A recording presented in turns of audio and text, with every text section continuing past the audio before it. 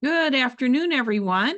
Welcome to our May 22nd, 2024 edition of In the Boardroom with attorney Andy Phillips and Attolles Law.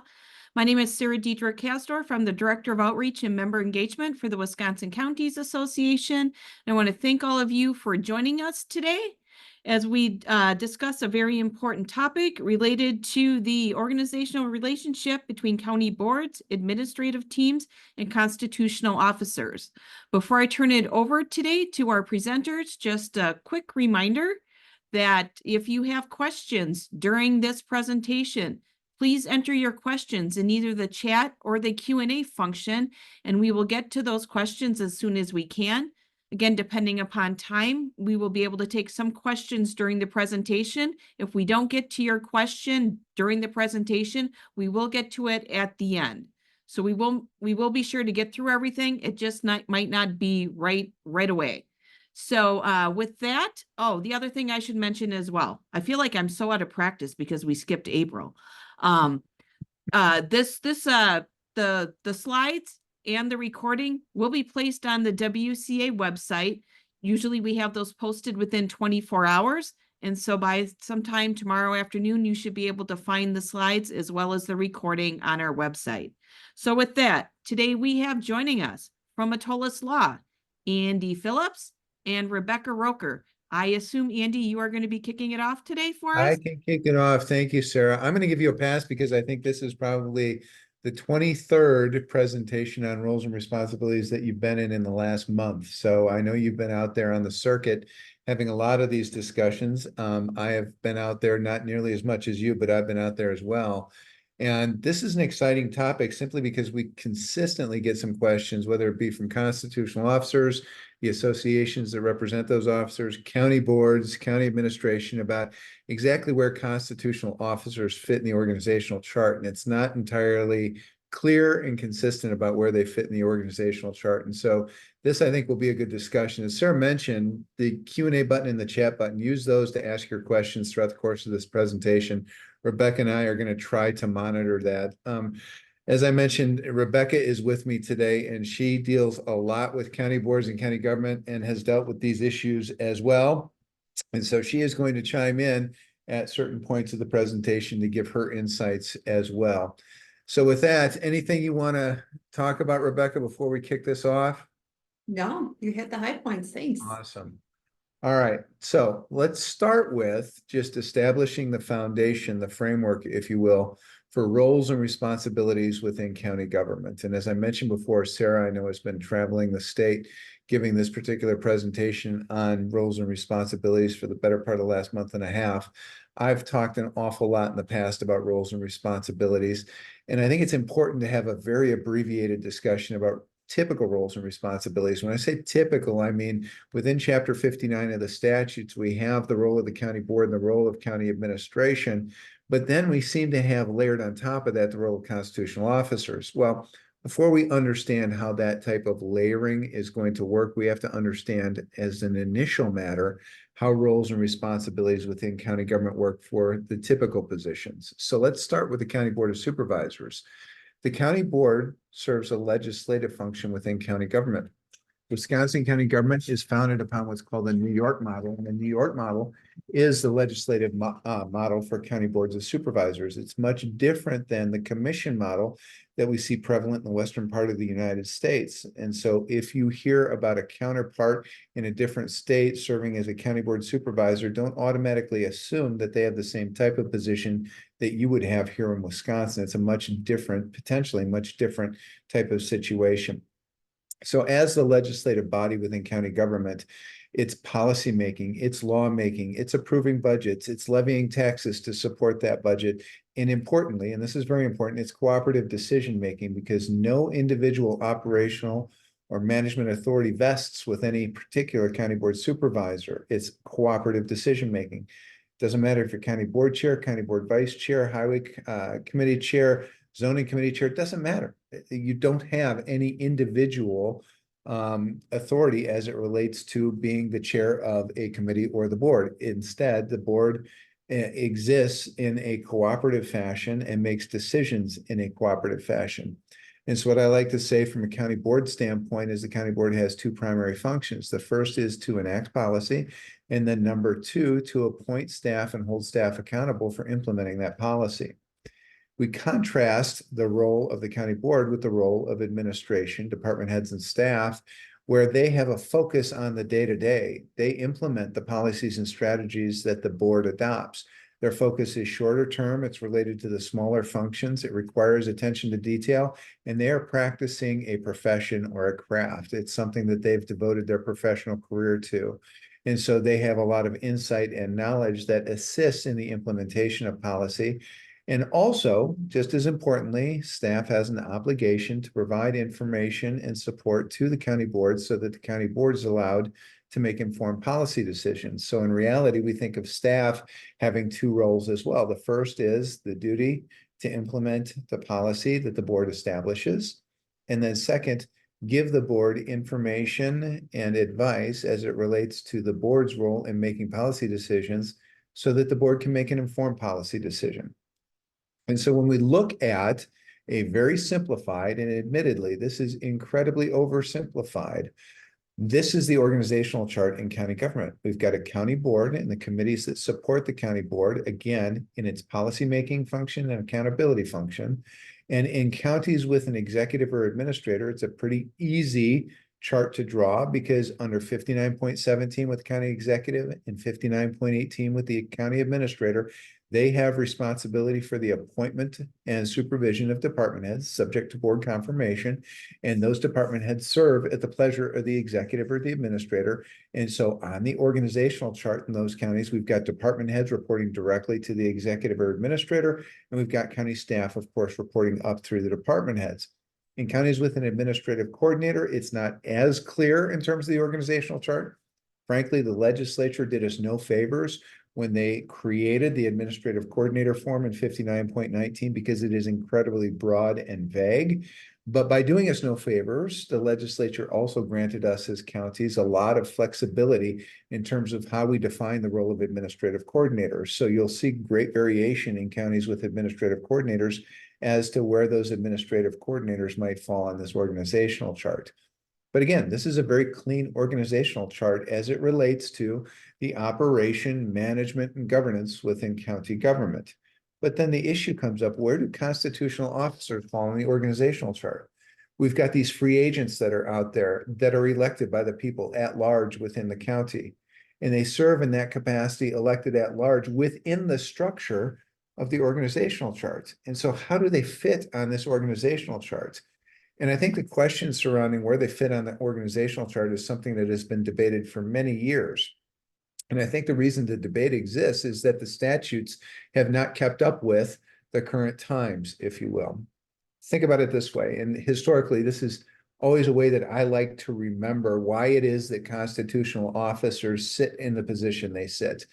If we think back to 1848 when our state was founded, the state obviously did not have modern methods of communication so that they could have an understanding of what's going on in all four corners of the state of Wisconsin. Back in 1848, it took an awful long time for an email to get from Madison up to Superior. And so what the state did when they created the county system is they created essentially satellite offices around the state. They said within particular counties, we're going to have state functions undertaken at the local level. All right. And so at the local level, we need agents that are going to carry out those state functions. And so when we think of the history and the reason that we have these constitutional offices, it is really the local presence of the state within a particular jurisdiction. We've got the sheriff that is enforcing state laws within a county. We've got the treasurer collecting taxes. And at one point in time, it was all state money at the local level.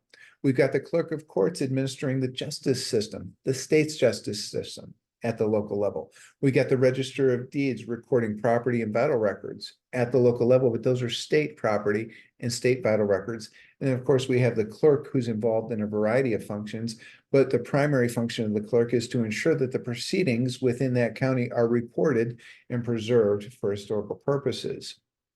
So we've got these free agents, these constitutional officers.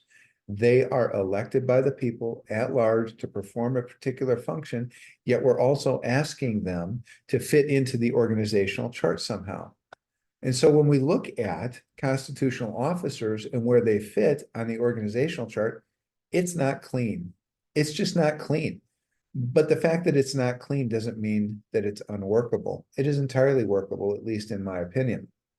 And so when we look at constitutional officers, I always like to say that they serve in a dual persona capacity. Well, what does that mean?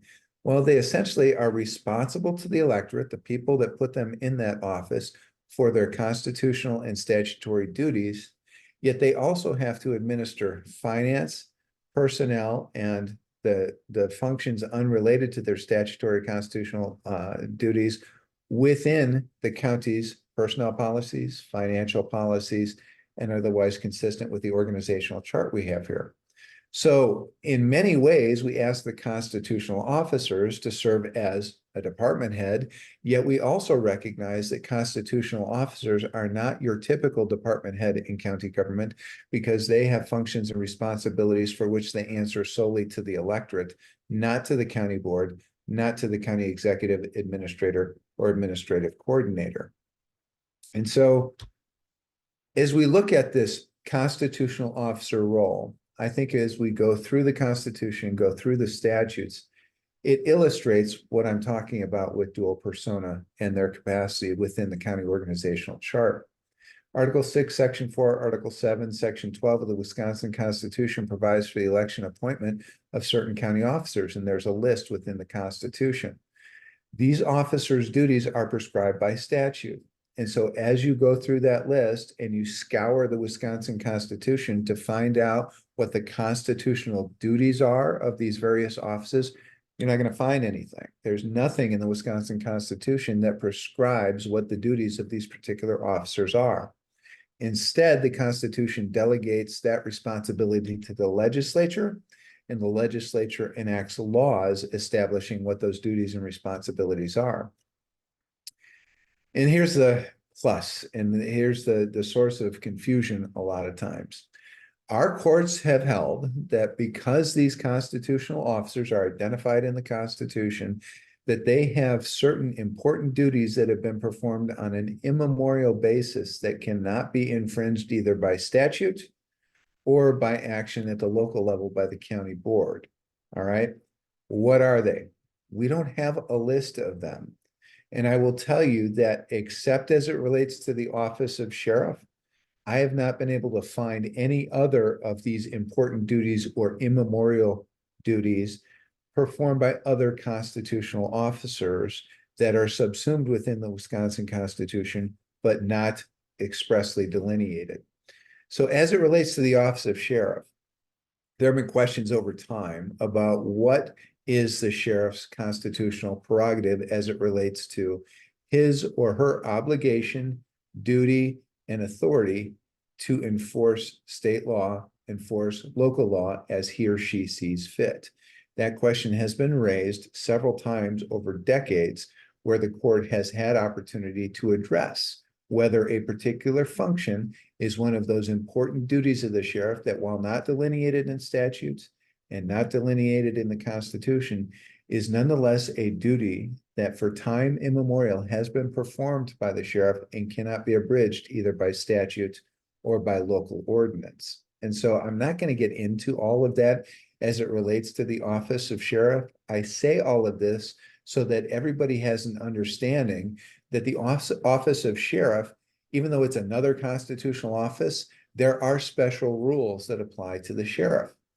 Further to that point, as we get into the statutes that relate to these constitutional offices, the statutes relating to the office of sheriff are different than the other constitutional officer statutes as well.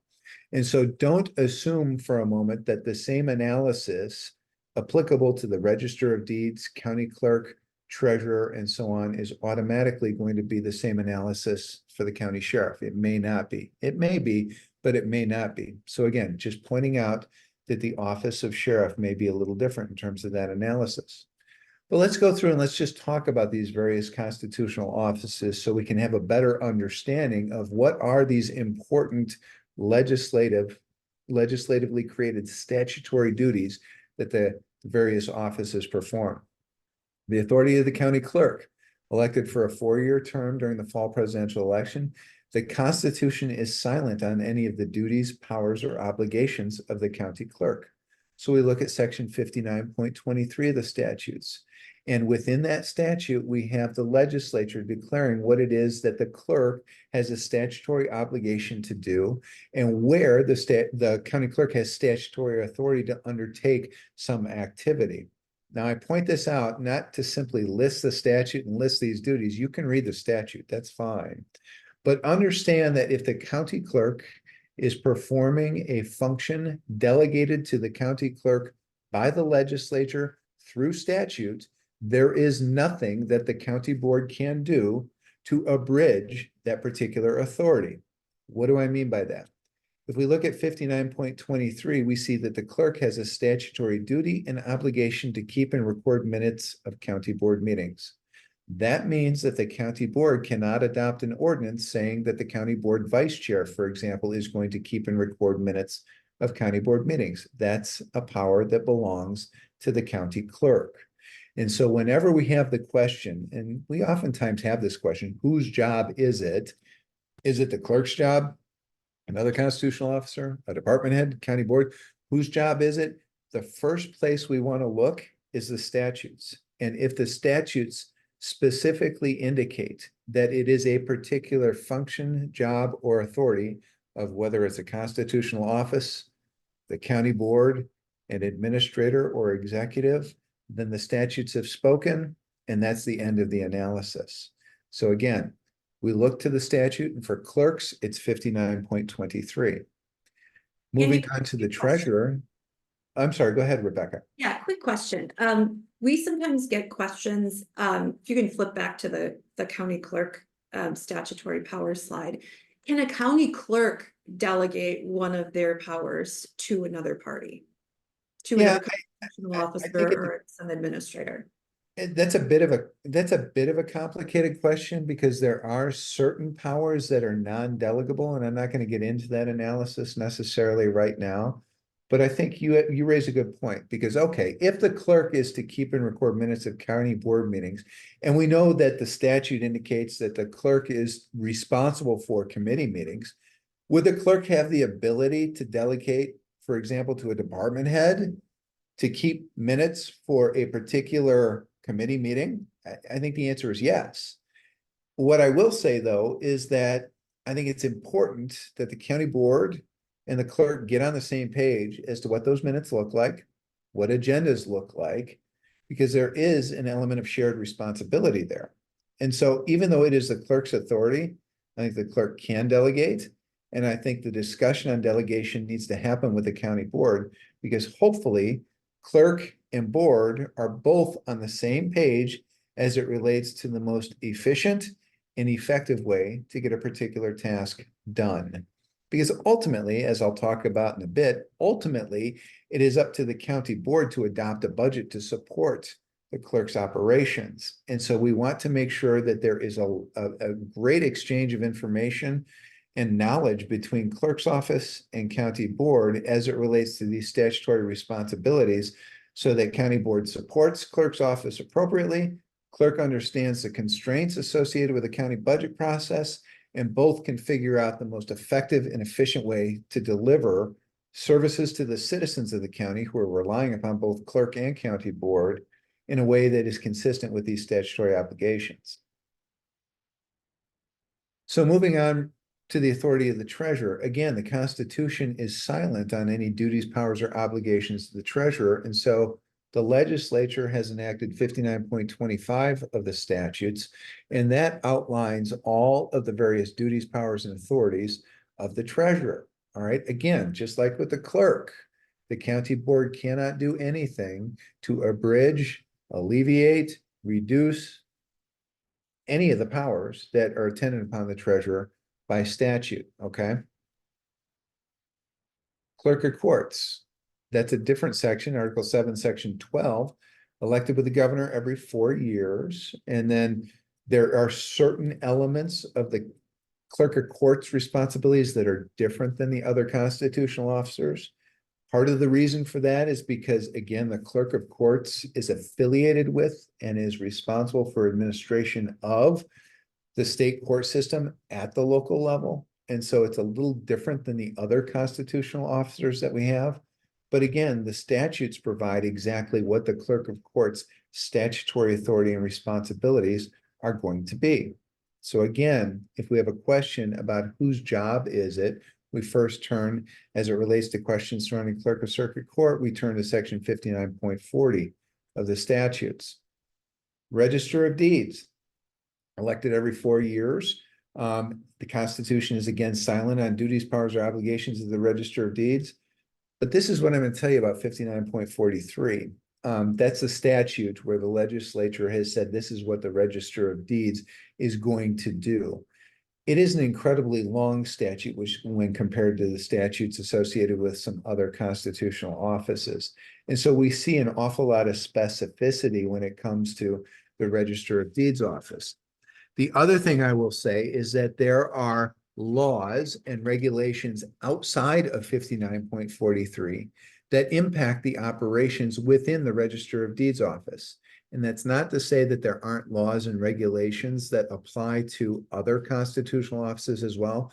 But this is to say in particular that when we're dealing with state vital records, there are rules that the state has established that the Register of Deeds must follow. I'll tell you why that's important in a little bit, but I want everybody to remember that 59.43, when you look at the duties, it's a really long list as it relates to maintaining vital records and maintaining property records within the county. Again, I think the reason that all of this exists is that the state, when we were founded in 1848, thought it to be very important that we have a uniform system of recording interests in real property. And so when we have that uniform system, of course, we have to make sure that there's enough prescription within the statute to dictate how it is that we record documents and how it is that we take care of vital records. And so that's why you see 59.43 be as long as it is. Then we get to the office of sheriff. And again, that's a little different than the other constitutional offices. Yes, just like others, the sheriff is elected to 4-year terms pursuant to Article 6, Section 4 of the Constitution. And the Constitution is indeed silent on duties, powers, or obligations of the sheriff. But I will tell you that there is a lot of authority that is baked into the Constitution without even being said. What do I mean by that? That gets back to my earlier discussion about duties and powers and authorities that have been exercised for time immemorial that are important duties for the office of sheriff that give that office character. Our courts, our Supreme Court and other courts have recognized those certain powers, authorities, and responsibilities for a very long time. And they have said, even though it's not explicit in the Constitution, we recognize those powers, authorities, and responsibilities as something that the legislature, that neither the legislature nor a county board can somehow abridge. All right. So I just want everybody to remember that. When we get to the authority of the sheriff, in addition to those duties, responsibilities, and authorities that have been exercised for time immemorial that are important, give the office distinction, and are therefore recognized, even though not explicitly stated in the Constitution, we also have statutory duties for the sheriff. And those are found in 59.27 of the statute. As it relates to the personnel functions within the office of sheriff, those are governed in 59.26. So there are several statutes that relate to the office of sheriff that, again, the county board cannot do anything to abridge those powers and duties that are delegated from the legislature to the sheriff in any particular county. So before we get into personnel administration, let me pause for a moment because Tom asked a question about municipal treasurers answering to the county clerk. He's asking because of deadlines relating to tax listings. There are statutory responsibilities that relate to the reporting mechanism from municipality up to county. I'm not going to address that today, not prepared to address that today, but I would really want to take a look at the statutes to find out exactly what that looks like in terms of the responsibility. the responsibility between municipal clerk and county clerk. Rebecca, anything you want to add before we get into personnel administration? No, Okay. thank you. Personnel administration in constitutional offices. This is where we typically see disputes arise. And when I say disputes, I mean that it's gone to be really ugly. And we've seen court cases filed about the personnel administration in various constitutional offices as compared to the county board. And it's been just day-to-day conversations between board administration and constitutional office. It seems that every few years, as we have turnover on boards, we have turnover in administration, we have turnover in constitutional offices, that these questions arise again. And so this is a good opportunity just to have a very basic discussion of the rules surrounding personnel administration. What I will tell you from the outset is that oftentimes there is no clear bright line rule. I think that it's intentional that we sometimes don't have a clear bright line rule. I always like to say that the legislature has done a pretty good job in chapter 59 of baking conflict into that particular chapter of the statutes. What I mean by that is that there are questions that I think the legislature intentionally did not answer. They did not answer because they want to force a discussion and compromise between constitutional office, county administration, and county board. And so in an effort to try to encourage that discussion, the legislature created conflict. So what I will tell you is that it's very important in counties that we have a lot of discussion with constitutional officers, with county boards, with county administration to understand each other's roles and responsibilities, understand statutory authority, understand and appreciate budgetary limitations so that hopefully we can reach a compromise solution with the goal, again, of providing effective and efficient services to the citizens that rely upon the county for those services. The question is, does this presentation include details about the Constitutional Office of Surveyor? That is a constitutional office. I know that not all counties have that. We did not focus on that position. Monique, I will tell you that if you have questions about the Office of Surveyor, we would be happy to discuss that offline with you. So personnel administration. Let's start again with the foundation here. 59.22 sub 2 of the statutes. This provision explicitly gives the county board oversight authority with all employees of the county. That means the county board, as explicitly stated in statute, provides, fixes, changes salary or compensation for any office, including a constitutional office, and deputies to elective offices. The county board controls the number of employees in any department or office, including deputies to elective officers. That's pretty clear in terms of who has the authority to establish personnel regulations impacting the employees and deputies that support a particular office.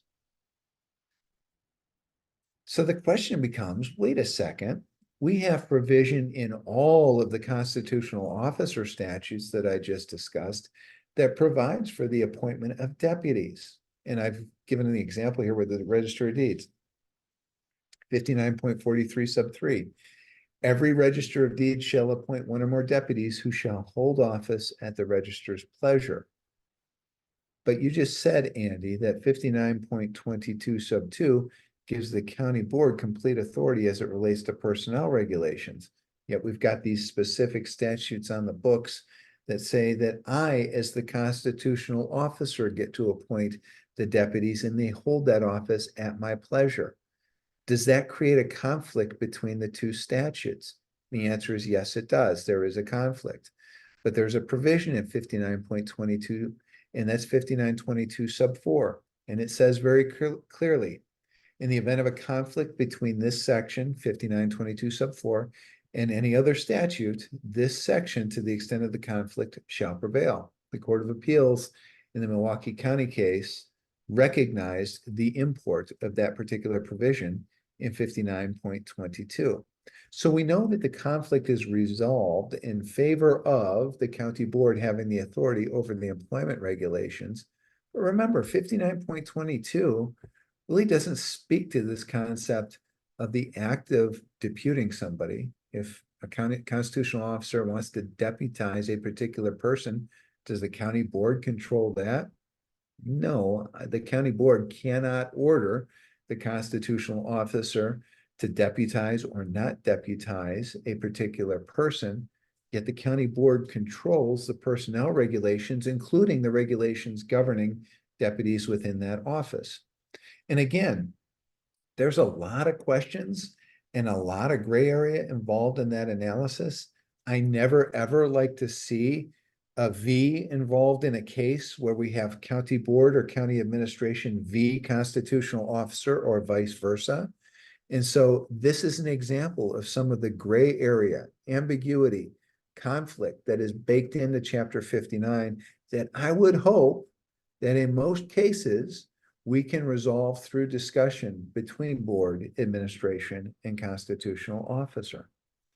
So let's talk about how these conflicts have evolved throughout case law and where the line is drawn between county board authority, county administration authority, and constitutional officer authority.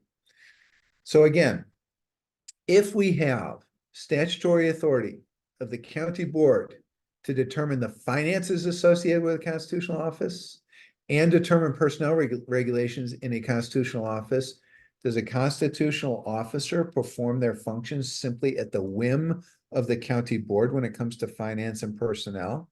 And the answer is no, it doesn't. We have a couple of cases and an attorney general on the opinion that's on the books. And they've very clearly indicated that a county board may not, through the exercise of its budgetary and fiscal controls, render impossible the performance of the duties which devolve upon a constitutional officer because of the officer's constitutional status. The applicable standard when determining whether a constitutional officer has enough resources to perform his or her constitutional duties is based on whether the constitutional officer has enough fiscal resources, not personnel resources, enough fiscal resources, and whether the county budget is arbitrary or unreasonable. Now that's clear as mud. What is it that is required under the law for a constitutional officer such that the constitutional officers the duties are not rendered impossible in terms of performance because of the lack of budget and fiscal support from the county board? I don't know the answer to that. Joe Cardamone started off this presentation with a common joke that I've heard throughout county government. And the sheriff, for example, has the absolute prerogative to enforce laws as he or she sees fit within the county. 100% correct. Solely within the sheriff's discretion. But the sheriff has to do it on a budget that's adopted by the county. All right. So it's baked in conflict. And we know that in resolving the conflict in these cases, that the courts have been less than clear on where we draw that bright line on whether it's enough money or not enough money to support the constitutional and statutory prerogative of a constitutional officer. And so I recall cases back from the 1800s when these offices were first established and we were trying to work through as a state the relationship between county government and these constitutional offices. And there have been county boards historically that have tried to eliminate certain positions within a county. And the elimination isn't so direct as saying we're eliminating the position, which the county at that time, again, we're talking about 130 years ago. It wasn't explicit where the county board simply said, we're going to eliminate the position. The county board said, we're going to appropriate $1 to support the county clerk's office. And that's just an example. And the courts came back and said, no, you can't do that. Essentially, what you're doing is eliminating that position without actually eliminating that position. You can't do that. You got to support the office of the county clerk. And so the clerk can perform his or her statutory obligations. But the court, again, did not specify exactly where that line is drawn. thus creating a baked-in conflict within Chapter 59 of the statutes. Financial research, let's continue on this. Questions surrounding the adequacy of fiscal support does not necessarily hinge on deputy or employee headcount. That's important. Why is that important? It's important because remember, 59.22 of the statutes specifically says that it is the county board's sole responsibility to determine headcount. Okay, that's in 59.22 sub 2, sub C, sub 1, sub B. All right. So it's up to the county board to determine headcount. Now, even though it's up to the county board to determine headcount, could an argument be made that the Constitution, by a constitutional officer, that the board, through their process of establishing headcount, is completely frustrating the ability of the constitutional officer to carry out their statutory function? Absolutely, they can make that argument. All right. It gets us back into the same analysis that we have as it relates to fiscal policy. And again, there is no bright line rule as it relates to who wins certain arguments. It's not as though we can look at this and say for every one register of deeds in any county, we need 2 support staff. It's not that simple. Not all counties are created equally. Not all counties have the same volume at various constitutional offices. Not all counties have the same organizational structure to figure out what support is going to be required. It's going to be a county by county, case by case analysis. And in reality, I again hope we never get there, because I hope that there is robust conversation between board administration and constitutional office about the resources that are necessary to support the statutory obligation and authority of the constitutional officer.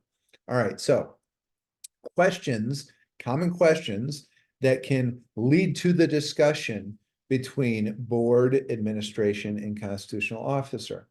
Are there any statutory limitations on who can perform which functions? This gets back to Rebecca's point earlier about, is there the ability to delegate certain functions to others within county government? And is it a function that ought to be delegated? Have we looked at the average workload for positions within a particular constitutional office?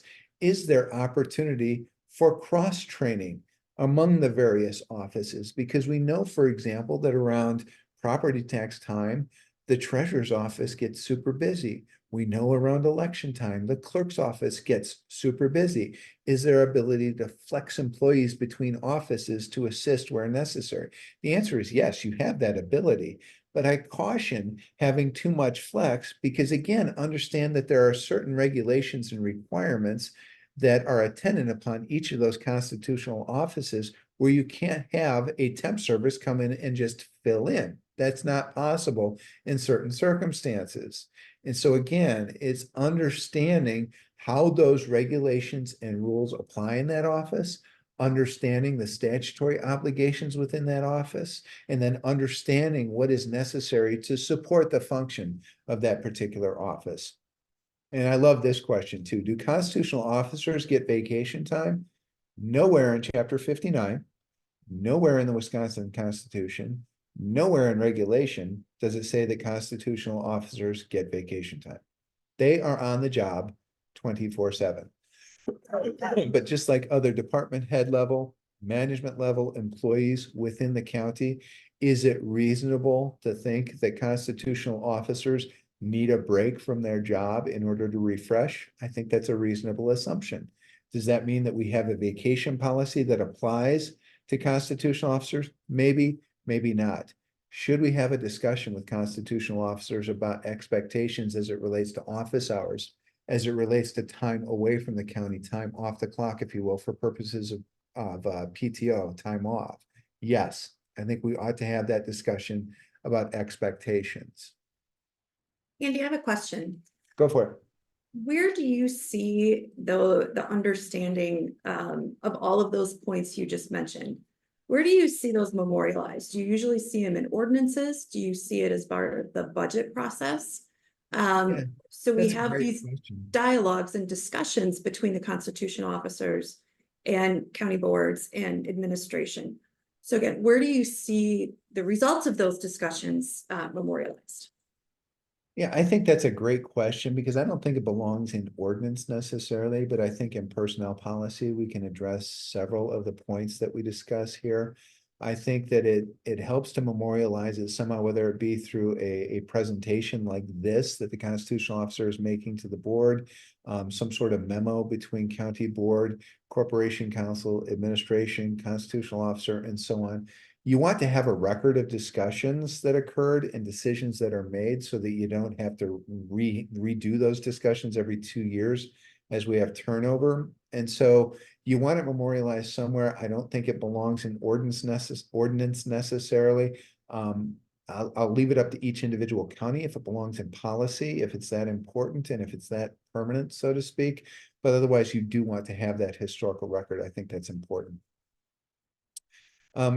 Shabana asked a good question about maternity leave for constitutional officers. Within the county, there's no vacation. Within the county, there's no vacation, PTO, FMLA, etc.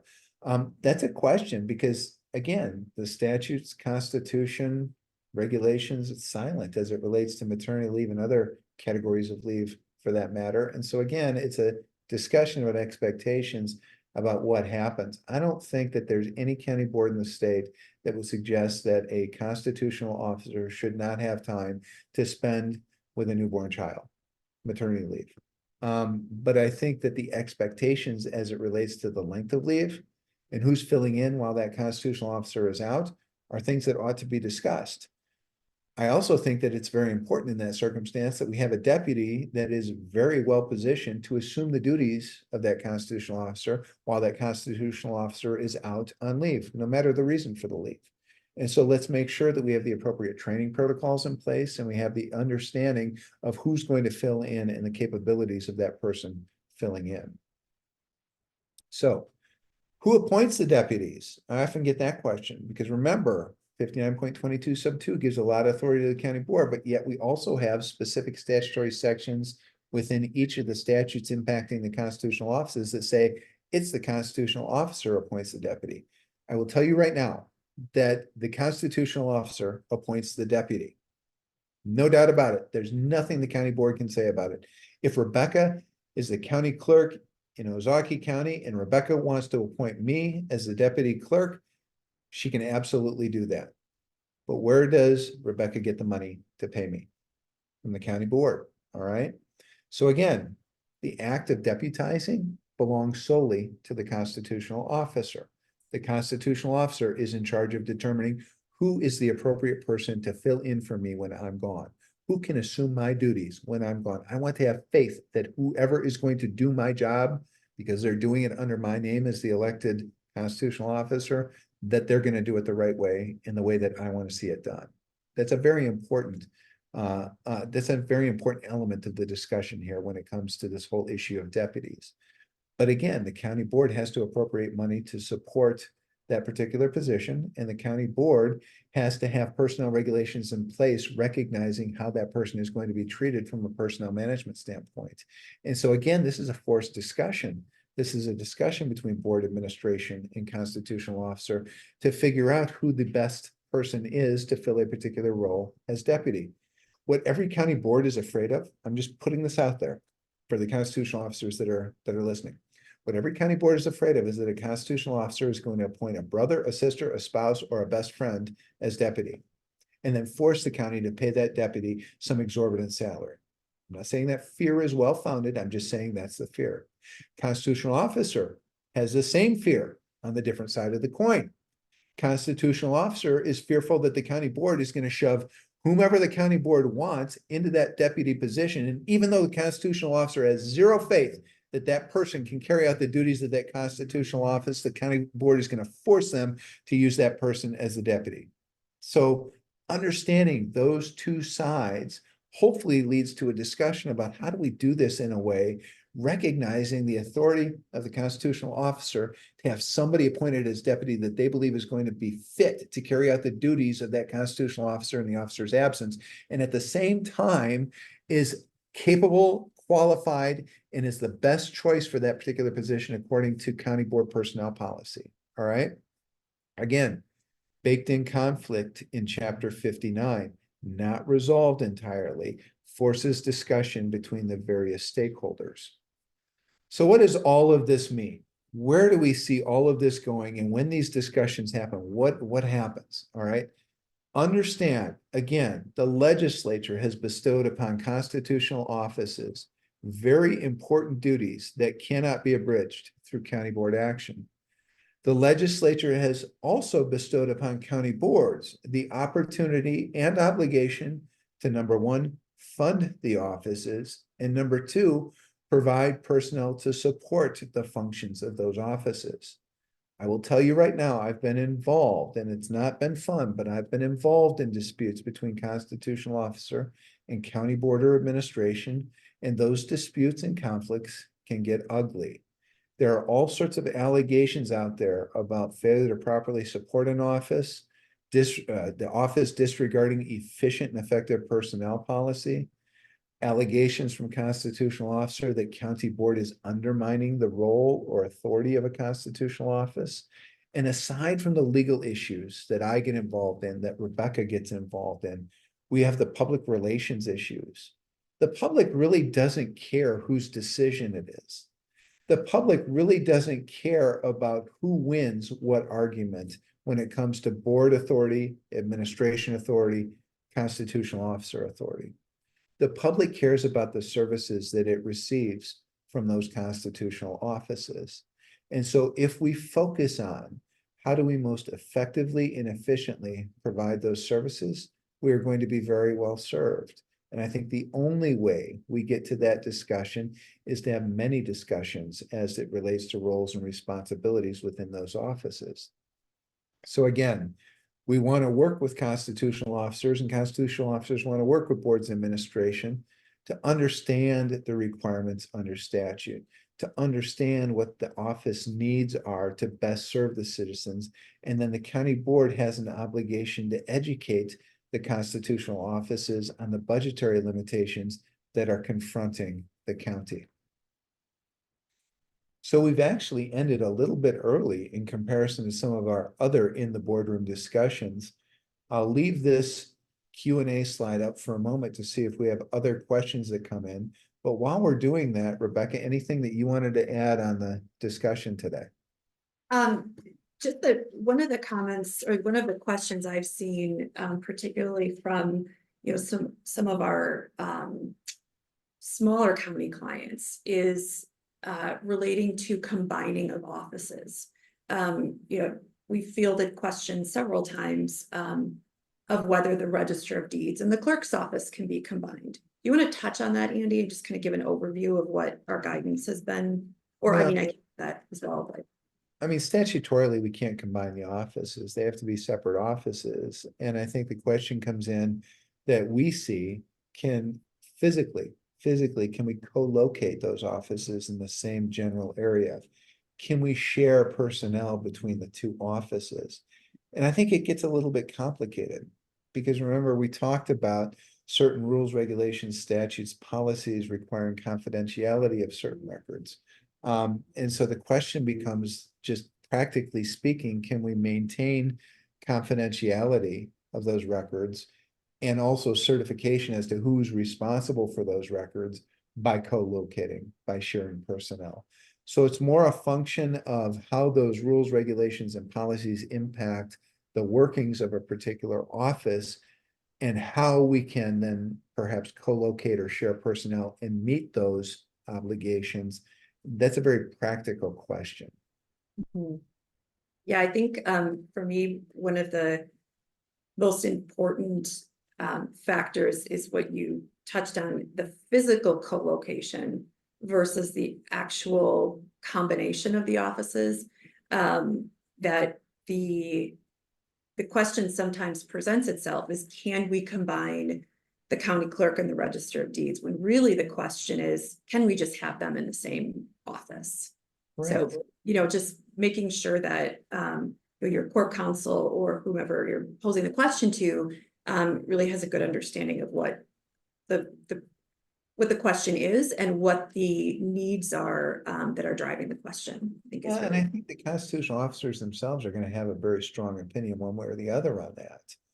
And Mhm. I think it's an obligation on the side of the county board and administration to best understand what a particular objection is. If the constitutional officer simply says, well, because I don't want to. Well, okay, we're not talking about wants, we're talking about efficiently delivering services. Let's understand a little bit better is I don't want to based upon, again, some regulation, rule, or policy that requires, for example, confidentiality. And if we co-locate the offices or share personnel, we might be in a very difficult position in meeting our obligations under that particular regulation, rule, or policy. Or is it, I don't want to simply because I like my corner office over here because I've got a window that overlooks the river. Okay, that we have to understand the nature of the objection, if you will, to best analyze the opportunities that are out there to create additional efficiencies. I will tell you that I've never met a constitutional officer that doesn't want to be efficient. I think that they are elected by the people at large to effectively and efficiently deliver their services to those that elected them to be there. But I think different people have different ideas about what efficiency looks like. So again, I think that it's incumbent upon all parties to get together and talk through some of those concerns. We had a couple of questions here. First, can a finance director change the elected county treasurer's title to an accounting assistant? I don't know what that means in terms of changing the title. It's a statutory title. It's recognized in the Constitution, so there would be no official change in that title. It's not as though the title accounting assistant is going to show up on the ballot. On the ballot is going to be county treasurer. So as at least as it relates to the official record, I don't believe that anything can be done to change that particular title. Next, can one person be deputized under the ROD and the county clerk at the same time? There's nothing prohibiting that. There is nothing saying you cannot do that. There might be some practical implications associated with that, because somebody who is serving as acting clerk in the absence of the elected clerk may be asked to serve as the acting ROD in the absence of the ROD. And I think we have to be careful with something like that as it relates to, again, the other statutes, rules, and regulations that come into play with respect to some of the records and information kept in those separate constitutional offices. There's nothing outright prohibiting that, though. Next, can a county board reorganize a constitutional officer's organizational structure for efficiency of the overall county budget? That's a bit of a complicated question because the board has the ability to reorganize organizational structure as it relates to personnel and financial issues. Absolutely, the board has authority under 59.22 sub 2 to do that. But again, I think you have to be a little bit careful in that simply because there are certain statutory responsibilities that are incumbent that fall upon a constitutional officer that a county board cannot restructure, cannot reorganize, cannot change. And so again, it's taking a look at the particular reorganization type analysis and finding out and determining, does this impact a statutory obligation and authority of the particular constitutional office? Next, Cheryl asks, can a board make a constitutional officer a part-time position and drop the salary accordingly? Well, understand that there is no designation either in the Constitution or the statutes of full-time or part-time as it relates to constitutional office. As I stated earlier, a constitutional office is a 24/7 position. They don't ever stop being a constitutional officer simply because they are away from the courthouse on a particular day. So it's not part-time or full-time. The question is whether the county board has authority to reduce the compensation paid a constitutional officer to a point below that which a court would recognize as being necessary to support the constitutional and statutory function of the office. The court has not established a bright line rule in that regard, but we have seen cases where courts have said that county board, your level of financial support for a particular office is not enough for that office to carry out its constitutional or statutory obligations. Therefore, you must provide more fiscal support for that office. So again, I think it's a discussion of what the roles and responsibilities are for a particular office and what is necessary in order to support those roles and responsibilities. Another question here about, and I think this goes back to the ROD and clerk question. Question from Shavana is, I thought the ROD and clerk are supposed to be separate because clerk does marriage license, but ROD does the certificates. We should not be able to both generate a birth certificate required for a marriage license as an ROD employee and then use the birth certificate for a marriage license as an employee in the clerk's office simultaneously. That's a great point, Shavana, and that's an example of other rules, regulations, and policies that impact the analysis. And so if we have a regulation on the books that says that as it relates to those vital records, the marriage license records, we can't have crossover between the two offices, then you have a problem if you're asking one employee to do both functions, all right? In answering your previous question, I hoped, trying to be, and I hope I come to being very careful to say that there's no statutory prohibition, but there are other factors that impact that analysis.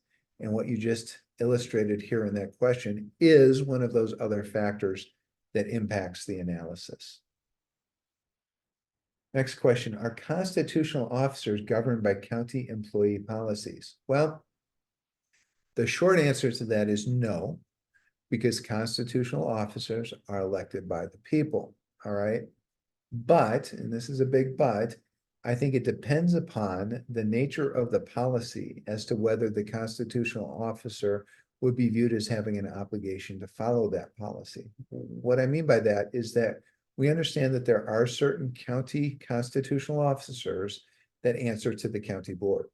The county board, for example, with the clerk and the treasurer, enjoys the responsibility and enjoys the privilege of removing the clerk and treasurer if they deem that the clerk and treasurer have not been performing their job according to the standards that are contained within Chapter 17 of the Wisconsin statutes. That particular chapter says that the clerk and treasurer can be removed by 2/3 vote of the county board for cause. Cause is defined as, I believe it's inefficiency, neglect of duty, misconduct in office, or malfeasance in office. And again, forgive me for corporation counsel out there if I didn't quote the statute correctly, but that's essentially what cause means in Chapter 17. And so if a willful neglect or failure to follow personnel policies might constitute cause in the eyes of the county board, we might have a problem on the part of constitutional officers that may be removed by the county board. But I will just say that's getting into the weeds a little bit. As a general rule, constitutional officers themselves, not the deputies or employees of those constitutional officers, because it's clear those deputies and employees are subject to personnel policies established by the county board and administered by the executive administrator or administrative coordinator. But those constitutional offices individually, those officers are not subject to those personnel policies. All right, well, with those Q&As, we are pretty close to the end of this session. Anything in addition you wanted to add, Rebecca, before we turn it back over to Sarah? No, I think this was great information and great questions. I appreciate people asking those questions that always make us stop and think and look at issues differently. So great. Awesome. Let me make a final point here before I turn it back to Sarah. If you are encountering some of these difficulties and concerns within your county, I mentioned that Sarah has been to no less than 23 different county board trainings on roles and responsibilities in the past month. We are happy, Attolles and WCA are happy to have further discussions with you and your county in an effort to hopefully facilitate the discussions with constitutional officers to avoid the blow-up disputes. We never want the blow-up disputes to happen. So let us know how we can help, and we are more than happy to help. So with that, Sarah, I'll turn it back to you for any final questions or comments. All right. Thank you, Andy and Rebecca. I have to say I enjoyed this edition of In the Boardroom. I learned a bit. I always learn something every time we have an In the Boardroom. So thank you for that. I just want to talk about next month's In the Boardroom quickly, which will be held on June 26th. where we will discuss the basic requirements surrounding approvals, resolutions, and requirements related to municipal debt. I look forward to learning lots there too. I don't know much about that topic, so I'm glad you guys are going to address that one in June. Yeah, that'll be a fun one, Sarah, because I know counties are going through, and even though we had Act 12 last summer and that provided some relief, we still have counties out there with a lot of deferred maintenance occurring on our county roads, a lot of deferred maintenance on our county buildings. So I think counties are looking at opportunities to borrow. We know that debt service on county borrowing, that's an exception to the levy limits. And so we want to make sure that counties have a firm understanding of the considerations associated with borrowing so that they can make sure that they are enacting sound fiscal policy to put themselves in the best position with their taxpayers. So what I'm hearing you saying, Andy, is even though we're going to be talking about borrowing, it is not going to be boring. It's actually going to be very, very exciting, very enlightening, and very educational. Boring and borrowing start with the three same first letters, but they are completely different topics. Awesome. I look forward to June. So remember everyone to sign up for June. The other thing I will just want to reiterate again is the PowerPoint slides as well as this recording will be available on the WCA website, likely within the next 24 hours. So with that, I think we are going to sign off for today. Thank you so much for joining us, and we will see you back here on June 26th.